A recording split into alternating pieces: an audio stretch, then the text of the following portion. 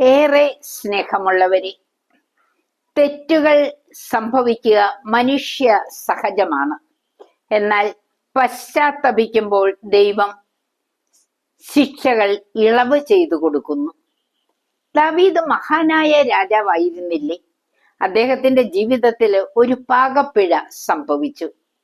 സ്വന്തം പട്ടാള ഉദ്യോഗസ്ഥന്റെ ഭാര്യയെ അനധികൃതമായി സ്വന്തമാക്കുന്നു. ദൈവം 3 ദിവസം രാജ്യത്തുടനീളം മഹാമാരി സംഭവിക്കുമെന്ന് ദാവീദിനെ അറിയിക്കുന്നു.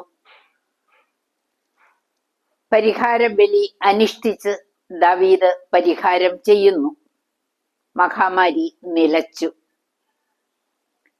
സഭാപ്രസംഗകൻ 12-ാം അധ്യായം 13-14 തിരുവചനങ്ങളിലേക്ക് കടക്കുമ്പോൾ വലിയൊരു സത്യം വെളിപ്പെടുന്നു.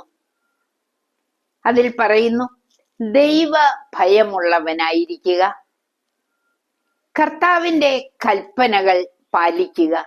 മനുഷ്യന്റെ മുഴുവൻ കർത്തവ്യവും ഇതുതന്നെ.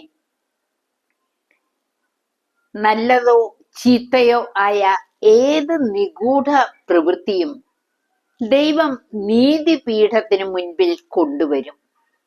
സ്നേഹമുള്ളവരെ, നമ്മുടെ ജീവിതത്തിലും നന്മയും തിന്മയും നാം കാണുമ്പോൾ ഇതെല്ലാം ദൈവം കാണുന്നു എന്ന ഒരു അവബോധം നമുക്കുണ്ടായിരിക്കട്ടെ.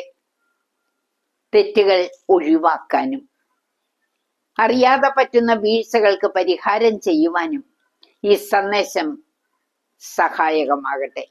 ദൈവത്തിന്റെ വലിയ അനുഗ്രഹം എല്ലാവർക്കും സമൃദ്ധമായി ലഭിക്കട്ടെ. ആമേൻ.